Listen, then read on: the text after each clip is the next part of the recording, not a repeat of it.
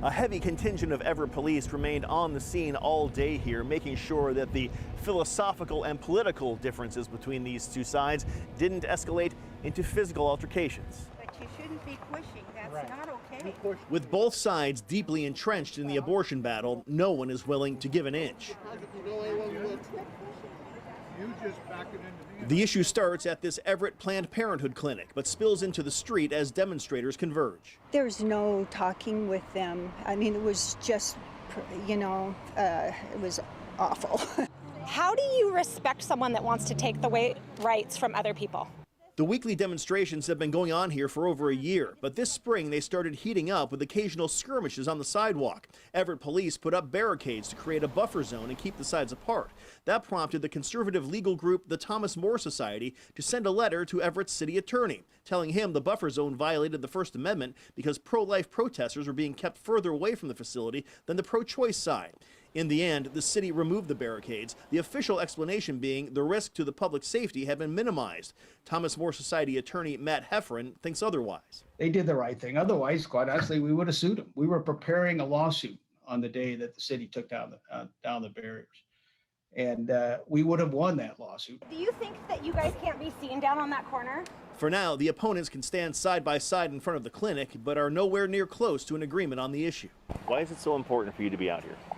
Because the babies don't have any representative. Anybody that's marginalized in society that church doctrine doesn't agree with, they're going to go after you.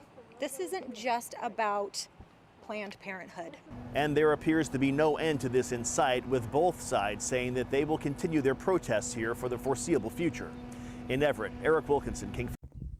Hey y'all, that was from 5 years ago when I had successfully lobbied the city council with putting up more of a buffer zone barricade situation outside of Planned Parenthood in light of the fact that the Knoxville, Tennessee Planned Parenthood had just been burned down.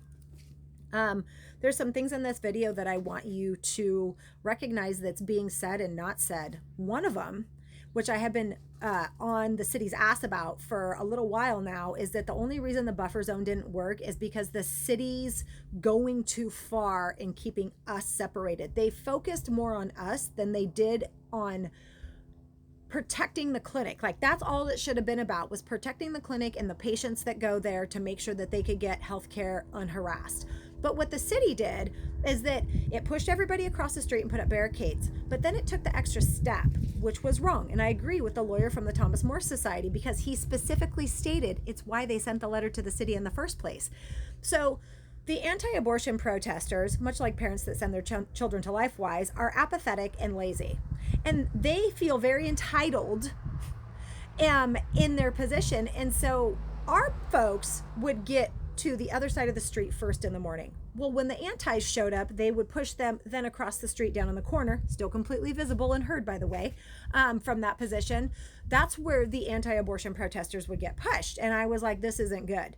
But I was happy to have the buffer zone. I didn't know how this was going to play out. Well, then lo and behold, they got the letter from the Thomas More Society, and just like that, the buffer zone was over.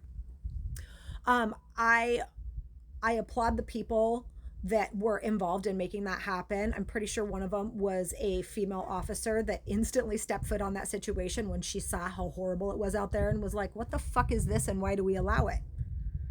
But again, the city is not prepared. The cities are not prepared.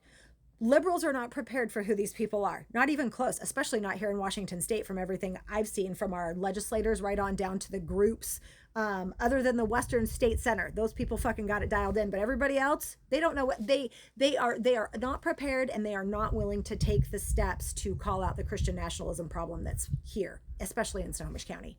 At the end of the video, when the guy was interviewing me, the reporter, and I said, this just isn't about Planned Parenthood. This is about them wanting to make sure that their doctrine is followed by everybody, and that doesn't make any difference. It's conversion or it's dominance. It's like the guy, I can't remember what his name is, that when the Trump administration took over, he said, it will be bloodless if the left allows it. And I said, this is a Christian nationalist problem. This is Christian nationalism that's here. They didn't want that part at the end of that segment, but that's exactly what I fucking said. And I was super disappointed that they didn't put that in. Because now look at us here, 5 years later. Look at where we're at. So I'm asking you to sign the petition in the link in my bio. Do I think a petition is going to do anything? No. But what I'm hoping that it does is it brings awareness and builds a coalition of people like myself and many of you that are tired of the status quo, tired of hearing these constant promises from the Democratic Party about how women are so important. But yet you don't want to do anything about the abortion exceptionalism that has been carved out for women in society. You wouldn't allow the harassment of anybody else on a public sidewalk, except for if it's an abortion clinic and it's people trying to access their right to health care, especially women. Sometimes they yell at the men, but they will always yell at the women, no matter what. It is abortion exceptionalism when it comes to our bodies and our reproductive freedom and the freedom over ourselves. And no other part of society are you forced to donate your body to keep another person alive, not even with your blood. But we are forced to donate our body because somebody doesn't like the fact that abortion is real, that abortion is necessary, that abortion is life-saving. So I hope that you help me out. I also have, if anybody is interested, just message me or hit me up in the comments. I have verbiage and I'm asking people to also send messages to City Council in support of a buffer zone. It is legal. I have looked it up. Look up Mills or Hill versus Colorado. And that is absolutely legal and constitutional. Just put the fucking buffer zone in, make it enforceable. Don't just pass some sort of resolution or pass some law or pass this ordinance without repercussions, because them motherfuckers are going to violate it every single time. And if there is no repercussions, which they know that when there is even the threat of one, these people back down. If there is no repercussions, it won't do anything. It actually has to have teeth. So there's a lot of work to do, but I've been doing this for more than 10 years now. We have to start building a coalition and changing the narrative about what freedom really means and that we demand it. Freedom is our right. There's no discussion. We should abolish abortion laws because all they are is a means to restrict women's freedom. Thanks, y'all. Link in bio for my petition. Mwah.